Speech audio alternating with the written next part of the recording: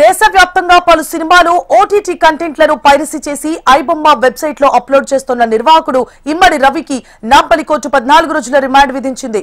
రవిని వారం రోజులు కస్టడీ కోరారు పోలీసులు. దీంతో అతన్ని చెంచల్గూడ జైలుకు తరలించారు. ఐబొమ్మ బప్పం వెబ్సైట్లను బ్లాక్ చేసిన పోలీసులు రవి ఖాతాలోని 2.5 కోట్ల నగదును సీజ్ చేశారు.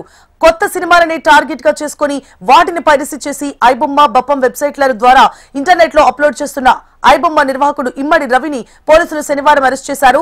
రవి అనేక సినిమాలకు పైరసీలు తయారు చేసి ఇంతకాలం పోలీసులకు చిక్కకుండా తప్పించుకు తిరిగాడు. అయితే శనివారం నాడు నెదర్లాండ్స్ నుంచి హైదరాబాద్ కు వచ్చిన రవి కూకట్పల్లిలోని రెయిన్బో విస్టాలోని ఓ ఫ్లాట్ లో ఉన్న సమయంలో పోలీసులు పక్కా సమాచారంతో రైడ్ చేసి అతడిని అదుపులోకి తీసుకున్నారు.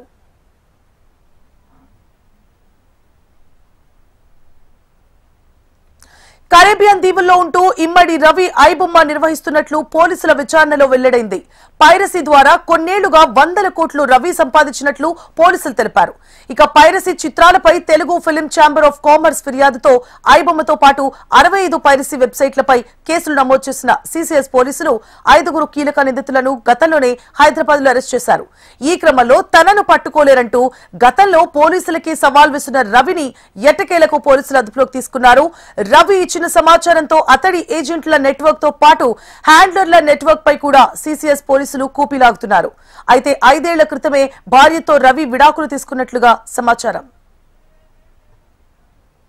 రైట్, ఇదే అంశానికి సంబంధించి పూర్తి డీటెయిల్స్ ని మా ప్రతినిధి ఆర్కే అందిస్తారు. ఆర్కే, సువర్ణ నిర్మాతలకు కంటి మీద కొనుక్కు లేకుండా చేస్తున్న ఐబొమ్మ నిర్వాహకుడు రవిని నిన్న పోలీసులు ఎట్టకేలకు అదుపులోకి తీసుకోవడం జరిగింది. ఆయన నెదర్లాండ్స్ నుంచి హైదరాబాద్ కు వచ్చి కూకట్పల్లి ఆయన నివాసంలో ఉంటున్న సమయంలో ఒక్కసారి కూడా ఆయన్ని సిసిఎస్ పోలీసులు అదుపులోకి తీసుకోవడం జరిగింది. వాస్తవానికి అక్టోబర్ నెలలో ఒక ఇదే పైరసీకి సంబంధించిన ఒక ముఠా దొరికింది. ఆ ముఠా ఇచ్చిన సమాచారంతోనే రవి పైన పూర్తి స్థాయి నిఘా పెట్టడం జరిగింది.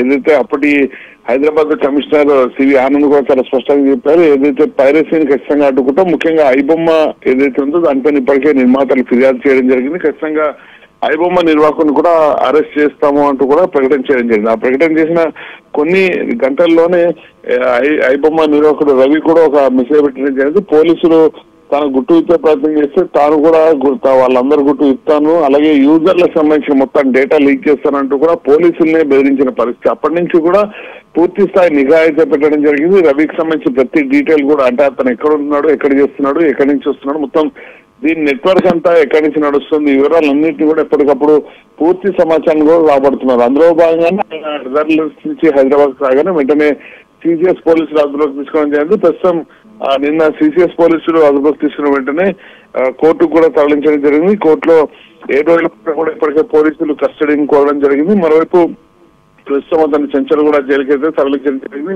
మరొకసారి అతన్ని కస్టడీకి అయితే అడగబోతున్నారు. కస్టడీకి అడిగిన తర్వాత మరిన్ని వివరాలు వెలుగులోకి చూసే అవకాశం ఉంటుంది. ఇప్పటికే ఐబొమ్మకు సంబంధించిన నెట్వర్క్ ఏదైతుందో దాని మొత్తాన్ని కూడా ఐబొమ్మ బప్పం ఈ రెండింటిని కూడా పూర్తి నెట్వర్క్ మొత్తాన్ని కూడా బ్లాక్ చేయడం జరిగింది. ఇప్పుడు ప్రస్తుతం ఆ రెండు కూడా బ్లాక్ లో మనకు మొత్తం అంటే బ్లాంక్ గా కనిపిస్తూ వస్తుంది. మొత్తం దానికి సంబంధించిన మొత్తం నెట్వర్క్ వ్యవస్థను మొత్తం కూడా పోలీసులు అయితే డిస్ప్లే చేయడం జరిగింది. మరోవైపు అసలు ఈ నెట్వర్క్ మొత్తం కూడా కరేబియన్ దీవుల నుంచి ఏ విధంగా నడిపిస్తున్నారు, ఇక్కడ సినిమాల్ని ఏ విధంగా అసలు వాళ్ళు ఒక కొత్త సినిమా వచ్చిన గంటలోనే ఏ విధంగా దాన్ని మొత్తం కూడా పైరసీ చేయగలుగుతున్నారు, ఈ వివరాలన్నింటి కూడా కస్టడీకి ఇస్తే మరిన్ని వివరాలు వచ్చే అవకాశం ఉంటుంది. కేవలం ఒక వ్యక్తి మాత్రమే దీన్ని పూర్తి స్థాయి నడిపించే అవకాశం లేదు, దీని వెనుక పెద్ద నెట్వర్క్ ఉంటుంది అనేది ఇప్పటికే పోలీసులు కూడా భావిస్తున్న నేపథ్యంలో కస్టడీకి ఇస్తే మాత్రం ఖచ్చితంగా మరిన్ని విషయాలు వెలుగులోకి వచ్చే అవకాశం ఉంది. దీని వెనుక 100 కోట్ల రాకెట్ ఖచ్చితంగా ఉంటుంది అనేది అయితే పోలీసులు భావిస్తున్నారు. కస్టడీకి వస్తే మాత్రం ఖచ్చితంగా దీనికి సంబంధించి మరిన్ని వివరాలు వెలుగులోకి వచ్చే అవకాశం ఉంటుంది. మరోవైపు ఇటు పోలీసుల నుంచి అందుతున్న సమాచారం మేరకు ఇప్పటికే రవి ఇంత జరిగినా కూడా తను ఏమాత్రం పశ్చాత్తాపడట్లేదు. ఇదంతా కూడా అగ్ర హీరోలు ఎక్కువ డబ్బులు తీసుకున్నప్పుడు ప్రశ్నించలేకపోతున్నారు, కానీ తాను పైరసీ చేస్తే మాత్రం ఎందుకు ప్రశ్నిస్తున్నారంటూ కూడా పోలీసులతో కూడా తాను అన్నట్టయితే పోలీసుల నుంచి అయితే మనకు సమాచారం అయితే అందుతుంది. ఏదేమైనా కూడా కస్టడీకి తీసుకున్న తర్వాత మాత్రం ఖచ్చితంగా మరిన్ని కీలక విషయాలు అయితే పోలీసులు రాబట్టే అవకాశాలు అయితే ఎక్కువగా ఉన్నాయి. Suvarna, right, thank you for the updates RK.